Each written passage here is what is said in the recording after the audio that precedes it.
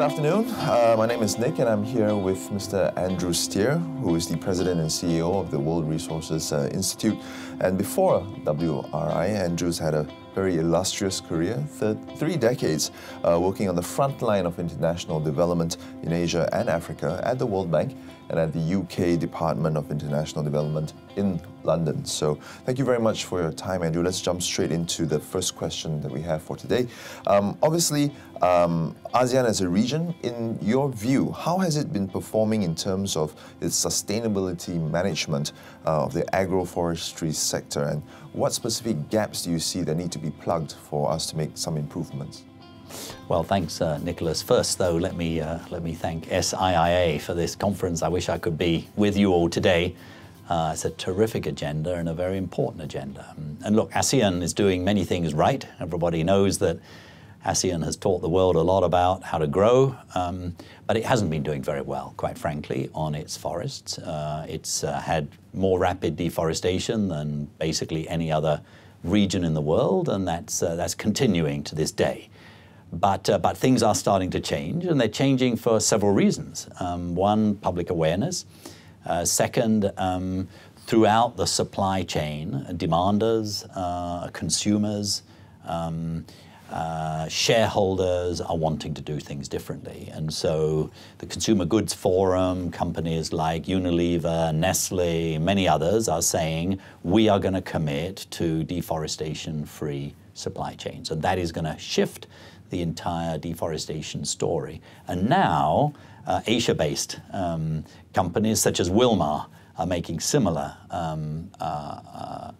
commitments. And so Wilmar accounts for about 48% of all the trading in palm oil, now committed to deforestation-free supply chain. So this is extremely important. And what has enabled this to happen is new technologies that enable us to know what's actually going on in the forests.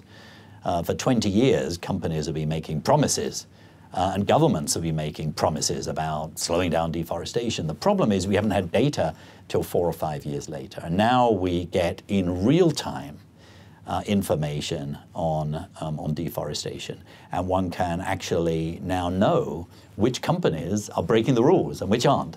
And so sort of free access to information from hundreds of millions of pieces of information every second almost from satellites, then cloud-sourced onto Google-based maps, people now know what's going on. So it's a very exciting time and a very positive time. Well, the financial sector hasn't traditionally been a champion for moving from current high-carbon intensive development to low-carbon and greener paths of growth. Rather, it's just been neutral. And the financial sector has said, look, all we do is intermediate between savers and investors. It's not our job to sort of steer investment. But actually, there are really sort of a couple of issues involved here. One is, if we believe scientists, it is smart to take environmental risks into account. Because it turns out, if you don't take environmental risks into account, you may be investing in bad things. So inadvertently, the financial industry is still, to this day, investing in all kinds of things that actually down the road will turn out not to be such good investments.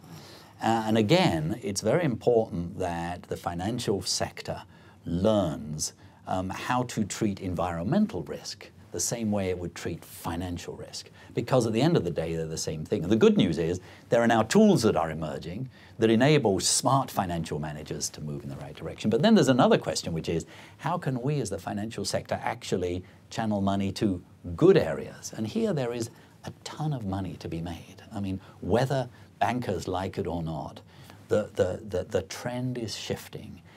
Investors want to be part of something that is greener.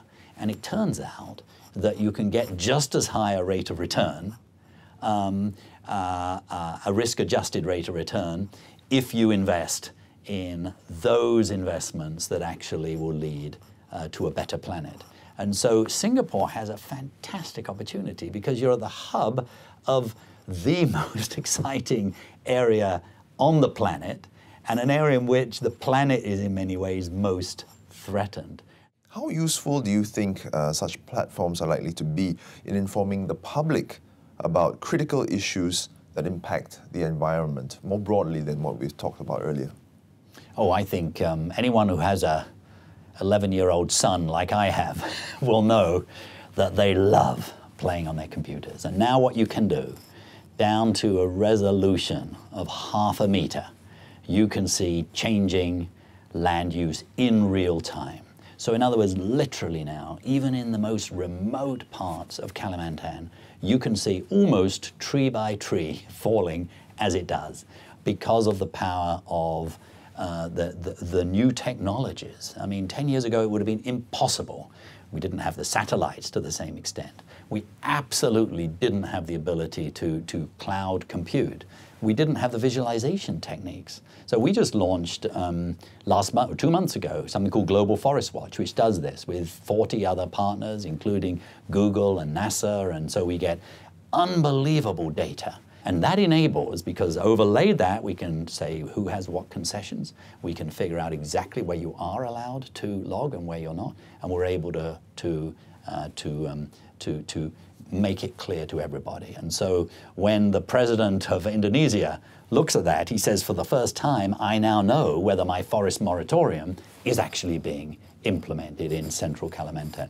So that's a game changer, but it's not just forests. I mean, the same thing's happening on water, for example. So there's a revolution underway, and the banking sector and the financial sector needs to be at the heart of this because they need to understand risks. When I did my PhD in finance, we had the notion that somehow the financial sector was expert at assessing risks. Well, it turns out they're not when it comes to risks about the natural environment, but they can become that way. And when they become that way, they will earn better rates of return and get into less problems. Well, as you know, we've been talking about the concept of environment and growth for the whole day. Perhaps as a closing thought from you, what are your views on these two concepts? Are they mutually exclusive? Can they go hand in hand? Well, some people, especially in the country that I'm speaking from, the United States, believe that it's too expensive to address climate change. But actually, if you look at the most recent research from academic economists who are not environmentalists, and if you look at the most recent empirical data, it turns out that's wrong. And there are 3 reasons.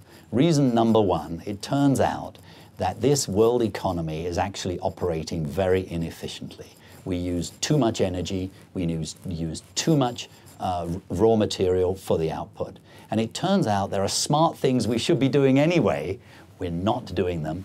Climate change can encourage us to do them. So there's a resource revolution in the making.